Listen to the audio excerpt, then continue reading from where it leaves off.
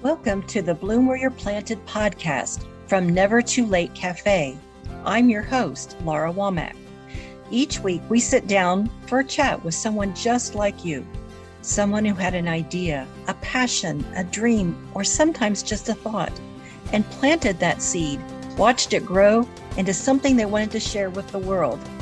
If you have an idea for a topic or someone that would be a guest for the Bloom Where You're Planted podcast, feel free to reach out to us on Facebook, where you can join our Never Too Late Cafe Facebook group.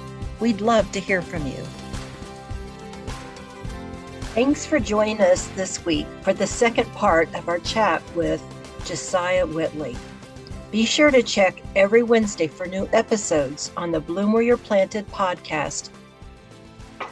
So, words of wisdom. What would you offer words of wisdom to someone that does what you do or wants to do what you have done?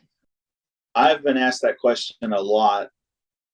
And every time, depending on where I am in my career, that answer has changed. Well, that's a good thing. That's a good thing. You think so? Yeah. The thing I would you tell, just gained other wisdom. That's all. yeah, there's two things I would say, and they both go hand in hand, and one is not more important than the other. Actually, yeah, they go hand in hand, and one is not more important than the other. The first one would be this, and you have to have this one first before you have the second one. The first one is ask yourself and be brutally honest, why do you want to play music?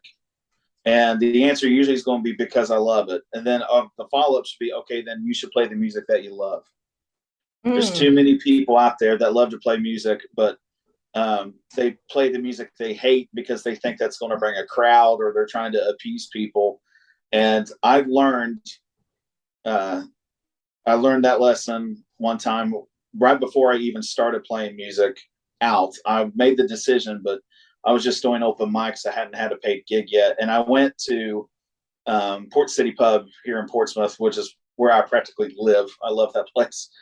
And I saw a musician who was much older, and he had completely lost the crowd. He didn't have the crowd in the beginning.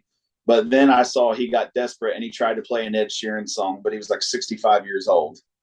And it just made it even worse for him. And it was not entertaining at all. In fact, it was very embarrassing. And I promised myself I would never do that. I was only going to play the music I wanted. And I realized that if I played the music I wanted to play, then I was going to have a really good time, whether people were listening or not. And if people did notice and they were listening, they would have a much better time with me, because my playing was genuine and it came from a sincere place, and it came from a fun place, and it radiated out of me, whether it was my body language or the way I was playing the guitar or singing. And if they didn't pay attention, then I still had fun and I got paid, which is good. And then the second part is, if someone's willing to do that, then the second thing is they need to get to work. They need to find where well, you want to get a gig? Yeah. You want to play Cincinnati? Sure. Well, where are you going to play? You got to hit that internet. Everything's on the internet. And literally, I'm so thankful we live in this time. I know that's very rarely said these days, but we live in a world where any question you want answered can be fulfilled within a couple of minutes. Your curiosity can be almost instantly satisfied by this awesome thing called the iPhone and Google. So, you want to find places to play, you want to get gigs, find them, Google them, find where you can play in Cincinnati, Columbus, Akron, Toledo, Charleston, West Virginia, Nashville, Tennessee. Get organized, get their emails, get their phone numbers, call, email.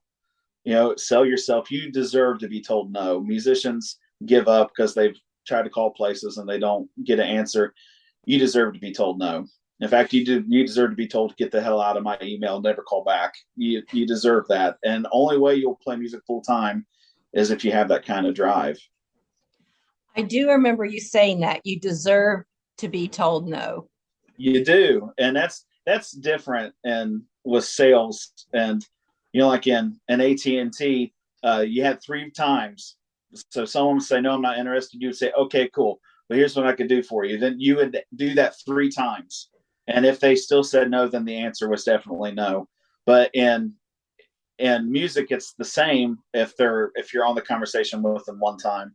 But if you're not getting an answer, keep beating that door down, because it could be all kinds of reasons why. There were some people I called and called and called, and they were like, they actually prefer if you do email. I'm like, you could have said that 2 years ago. And then I get an email, then I get the gig, and then they love me, and they were like, you want to come back once a month? Yes, that's 12 gigs. That's that's almost $2,000 worth of income right there. And it was worth it because I didn't give up, because they never did respond. I'm still sending places emails that I've been trying to get in there for years. And sometimes it pays off, sometimes it don't. But what are you really doing with your time? You just copy and pasting and hit and click. It literally takes less than a minute to do that for every venue. And so it's really not like it's time wasted, You're giving lots of advice there. It really is good stuff. It's good stuff. Thank you. I want to apologize. I want to see people succeed. I want to apologize. No matter where I move my studio, my dog has to be with me. And if I get excited or laugh, he gets excited and he'll bark. I mean, I can put him anywhere and he has to be right by my side. And unfortunately, once in a while, he'll bark. I have a cat too that comes around. 2 happy people make for a happy dog. He has to be here. It's his duty. So anyway, I don't normally acknowledge, but I probably should just say, hey, no matter where I work and stuff, he goes with me. So anyway, well, I've enjoyed our time together, and you have done so much, and you've got a lot of wisdom there for someone your age, to hit the road, and you're teaching. You've been teaching for 14 years, 15 9, 19, 13 years. 13. And yeah, I've had some guitar students fall by the wayside. I've had some. One of them, he was already good. He just needed a little bit of tweaking. His name's Caleb Miller. He plays in a group called King Calloway. He's on the Grand Ole Opry all the time. Oh, really? Yeah, he's from our area. King Calloway, Mark the drummer. Yeah, Caleb Miller is the boy's name that plays the drums. They're a sweetheart of a kid. He's got a good head on his shoulders. The kid can absolutely play his butt off too.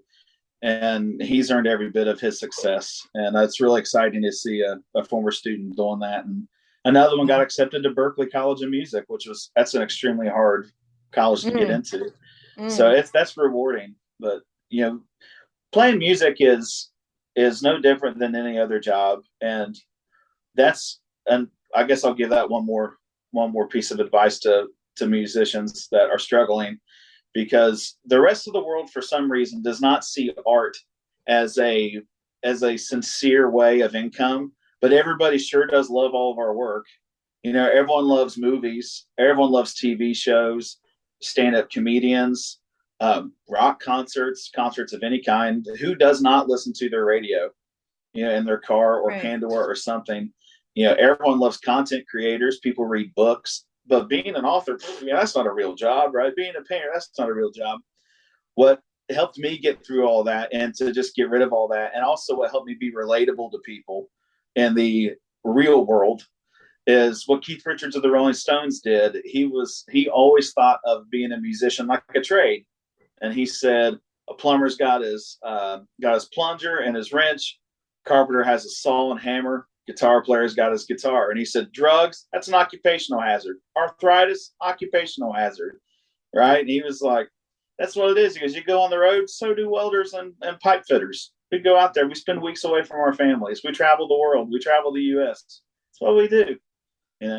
So when you think about it like that, all of a sudden, and then like a salesman, like I did with booking gigs, that makes it so much easier. And also, it'll prevent you from getting in a depression. You're like, well, they're right. I'm really not doing a real job. That's not true at all. And you don't need that kind of negativity in your life.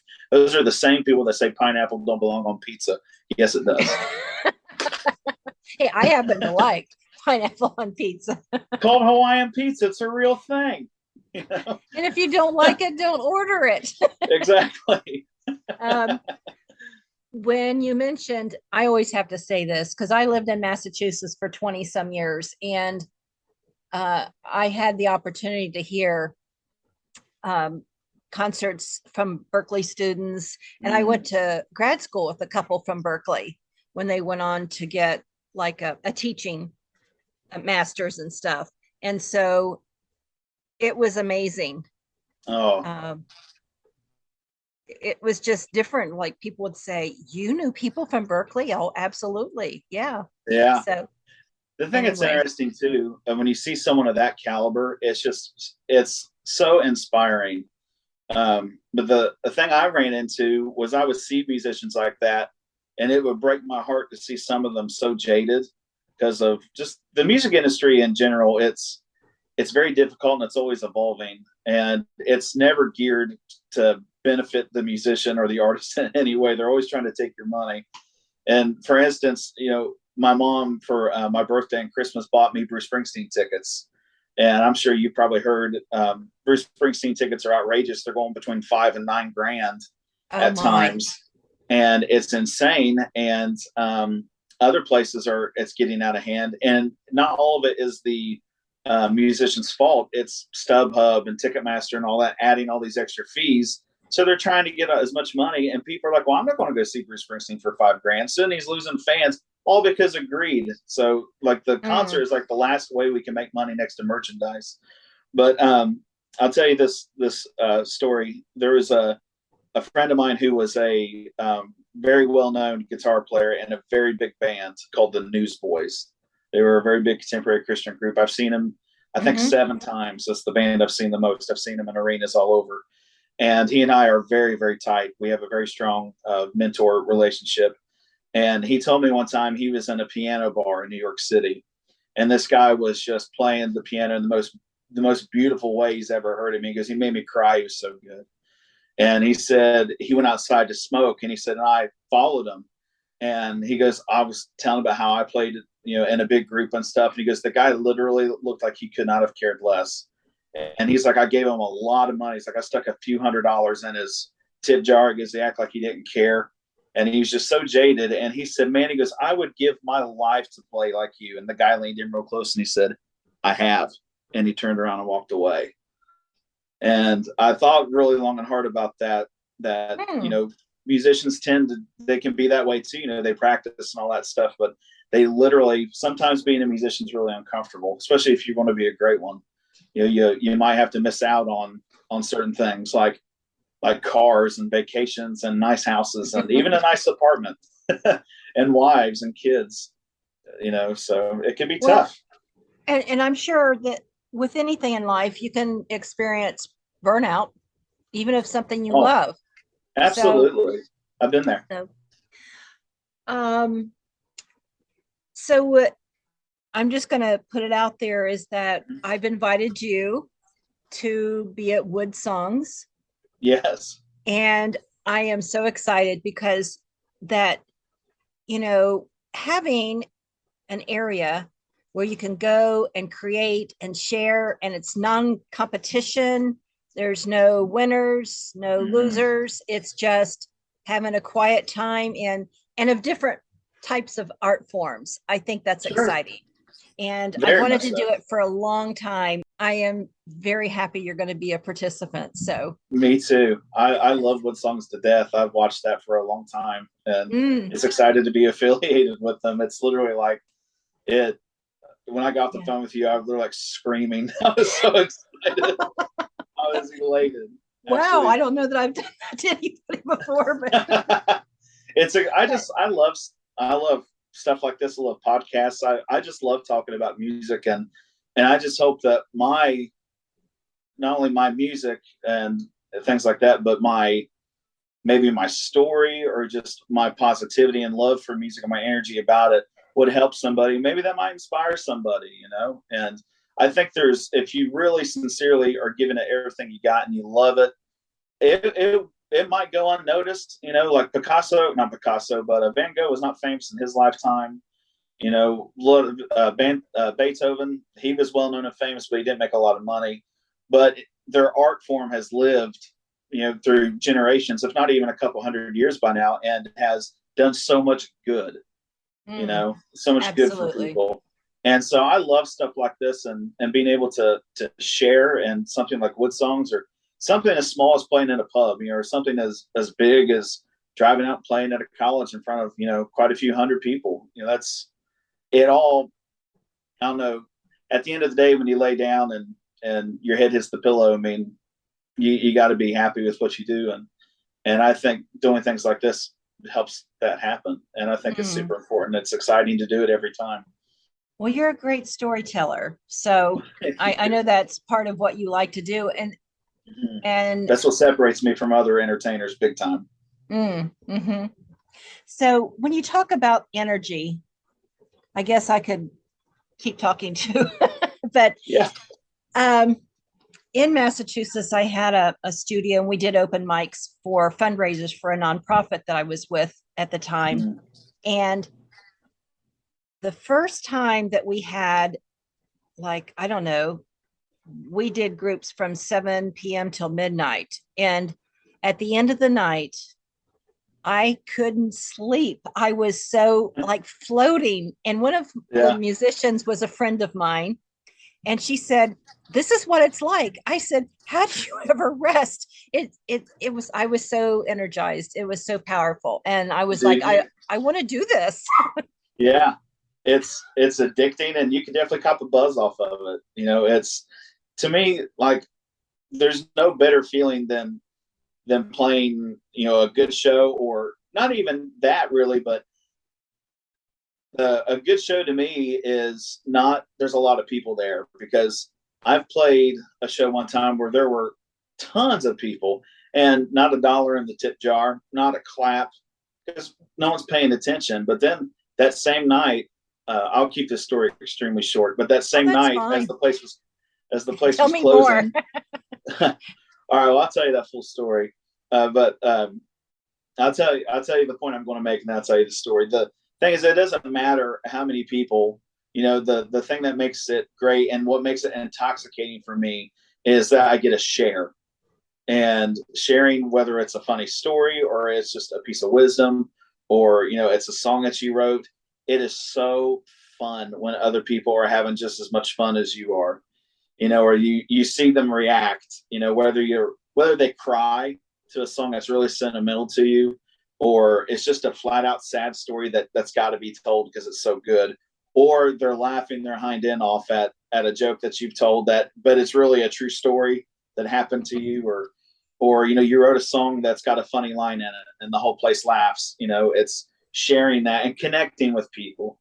And that reminds me that, like I was saying, I played a show one time. This is my favorite road story.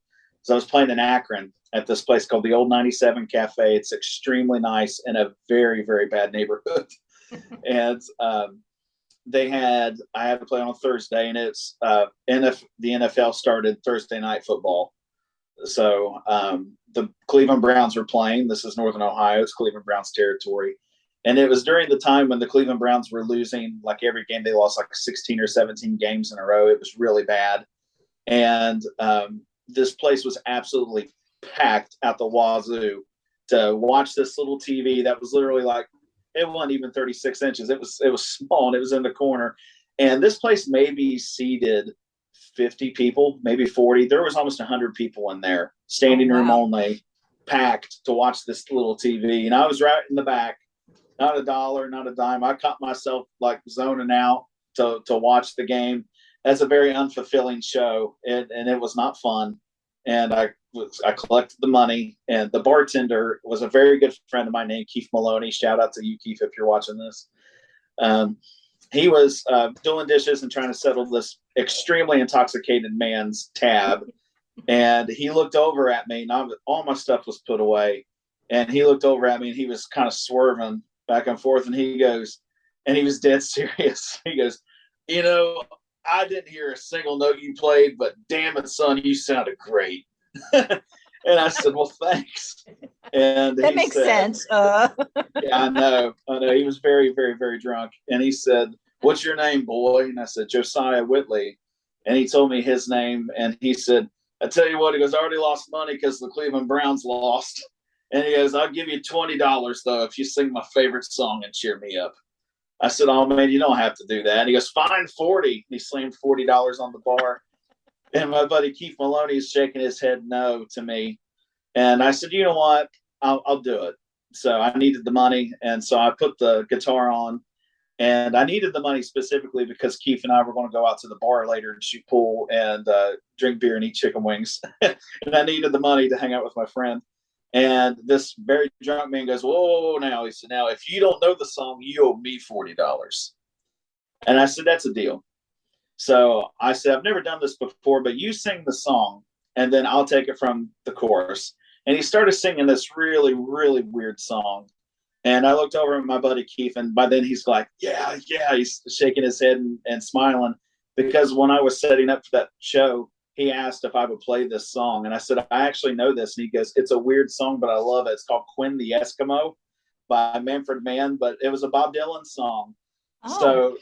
So the words are like, everybody's building big ships and boats. Some are building monuments. Some are jotting down notes. Everybody's in despair, every girl and boy. But when Quinn the Eskimo gets here, everybody jumps for joy. And I kicked into the chorus, and this guy was so excited to lose $40 on a bet. He attempted to do a cartwheel, and it was obvious he'd never done one before. And he knocked over all the stuff, all these chairs and the table. And there was a couple of people outside waiting on him.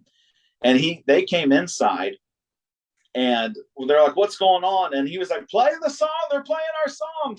So I kicked into the song again. And these three incredibly drunk people, they tipped me over $300 and some.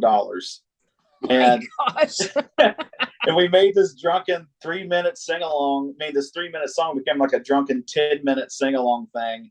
And I made more money playing for those three drunk people in 10 minutes than I did in 3 hours, entertaining a whole room of people. And they had the time of their lives. And this is one of the best stories I got. And, the moral of the story is, it's not how many is in the room, it is who is in the room. If they're open to get what you have to share. I'd rather play for three drunks that are enjoying it than a group of people that don't like it any day. Makes me wonder, did they remember it later? I doubt it. You go, we came in here with so much money, and what happened? The wife would be like, I gave you a free weekend pass and $100. Where is it? I don't know.